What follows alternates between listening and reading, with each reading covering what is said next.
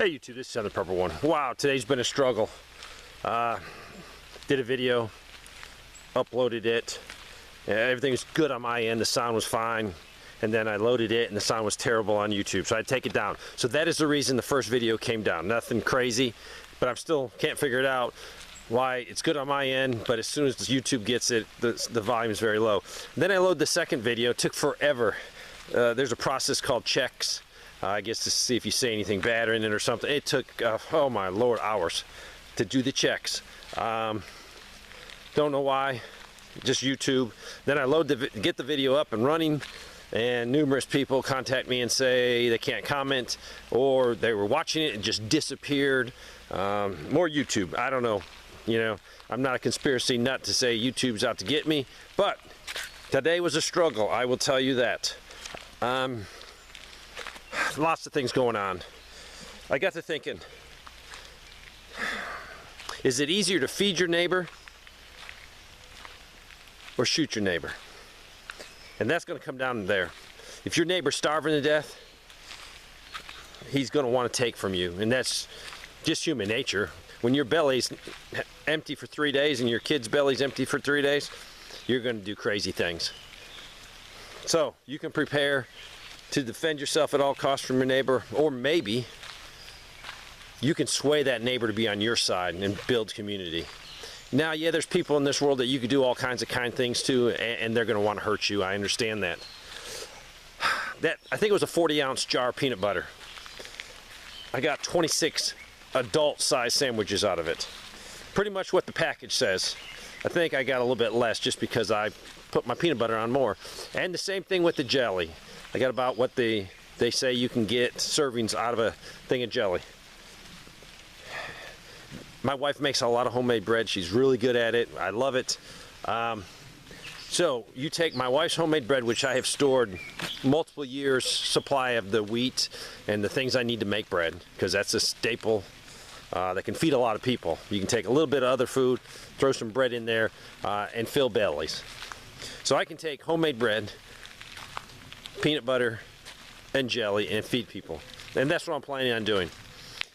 I store enough that it won't expire or go bad.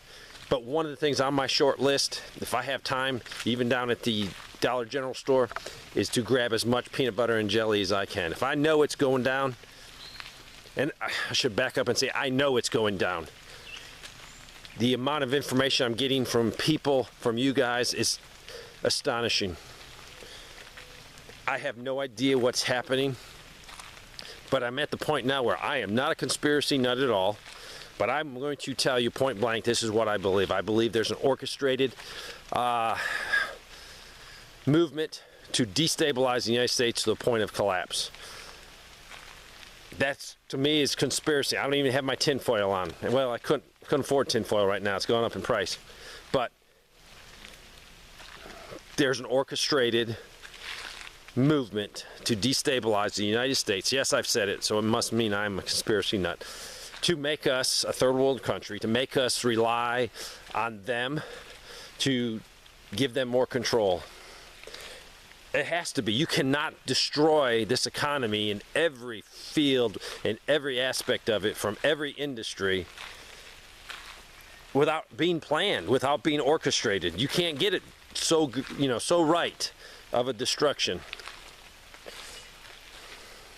So I'm gonna stock peanut butter at the last second if I can. I'm not gonna risk my safety to do it, but I'm gonna be willing to share peanut butter and jelly sandwiches more than I want to share lead. I don't want to share lead. Is it gonna cost me? Yeah, but what's a couple $100s worth of peanut butter and jelly? If you can build a couple relationships when things start to fall apart. You might say, Dave, we're never going to have this problem. There's always going to be food. People starved during the Great Depression. People starved. And they were so much more closer to an agrarian farming community lifestyle than we are now. None of us grow what we need to grow. There's a few on here that have some serious homesteads, but the majority of us, no, we don't. We have a nice looking garden, but we don't grow the wheat and the corn and everything else it takes. So I think it's going to be cheaper and easier if you stock some peanut butter and jelly than more mags of ammo. Now, I'm not saying don't do the mags of ammo. Don't take me wrong. Don't put words in my mouth. But it's going to come down to able-bodied people in your community building the community back. I don't know what it's going to look like, but I know their plan is to tear it down, maybe put us on a digital dollar. Definitely put more control. They will take utter control of our lives. You're seeing some legislation now that the president wants introduced to take the only thing that keeps tyrants at bay. Yes, what's happened in the United States with these shootings, terrible. My heart breaks every time. But they want to control us. So yes, if someone asks me what's going on, it is an orchestrated attempt. That's what's happening, and you have to be ready for it.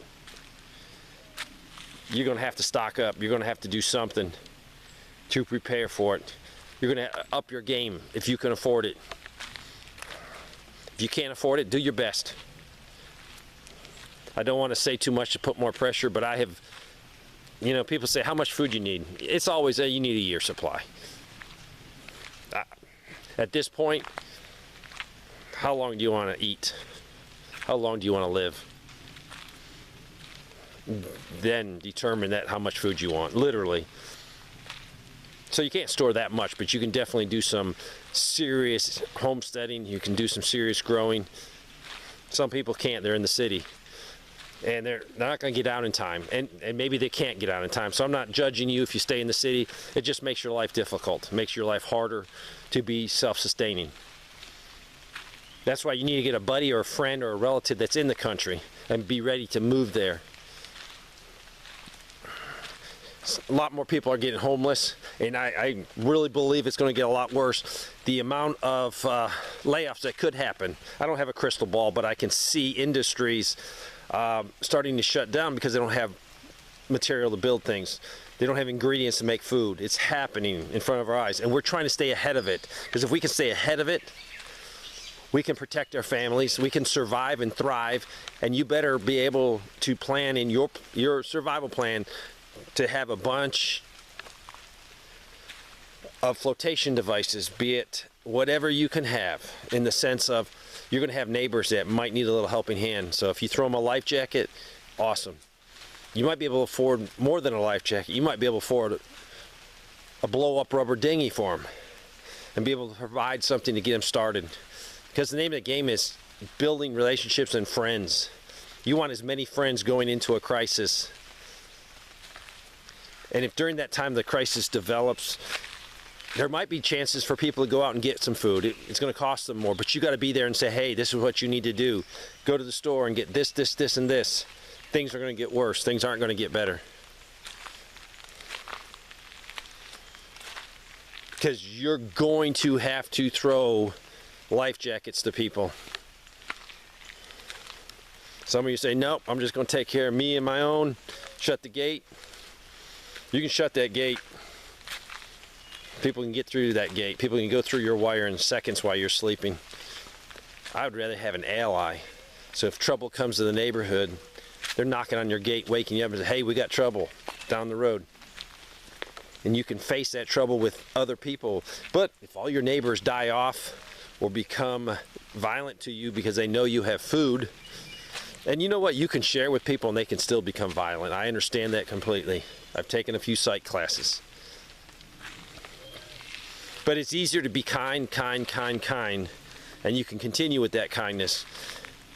But when you start off being hard and callous and not wanting to share, it gets you nothing. They're going to look at you as their resource. They're not going to look at you as an ally. So keep prepping. When you've covered your basics and you got what you need, increase it. I don't think this is a short problem. This could be a generational problem, or we just decade long. Or they can maneuver the system so much that if you're a Christian, you're a gun owner, you're a Second Amendment guy, you're independent, you're conservative, or you just don't like having the man tell you what to do, you're going to be put into a category where you're not going to have services maybe. Maybe you can't go to the doctor. Maybe you don't have access to food. Maybe you don't even have access to power.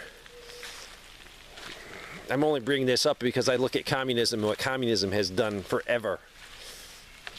If the communists don't like you, you didn't get food. You didn't get shelter. You were driven from your homes. You were put in prison, sent to labor camps. You were killed. It's not going to change because we live in America. Some people think, oh, this is America. That stuff can never happen here. Now we're a blip on the history screen. What has happened already can happen. What has happened before can be worse this time. I'm rambling. So pray and prepare and start thinking more than, hey, I need 6 months, I need a year. Do what you can, but start thinking long term. This could last 5 years. How am I going to feed my family? How am I going to be a light in a dark world? How can I help my neighbors? It might not be feeding them every day. It might be, hey, I got some extra seeds. I can show these neighbors next to their house how to till up the ground. I can show them how to put seeds in. I can show them how to preserve that food when it comes in. I can show them how to do improvised rain catchment on their house. You better be willing to do that before you pull out your AR-15, because you're going to need the manpower in your neighborhood. You're going to need their brains. They might not know anything about prepping, but guess what? It could be a highly skilled electrician that can fix your generator or your solar system when it goes down. You might look at that person, they drive a sports car, and then you realize, oh, but they're an RN and they've been doing it for 30 years. You're going to need that person. It could be that little old lady that grew up right after the Great Depression and learned a lot of skills from her parents. That lady could be invaluable, giving you some hints. That little old lady's valuable anyway because she's a child of God. She's a special person. And she deserves to be taken care of. So, yeah, have a gate, have a fence, have an AR, but also have a case or two of peanut butter and jelly put back. Thanks for watching.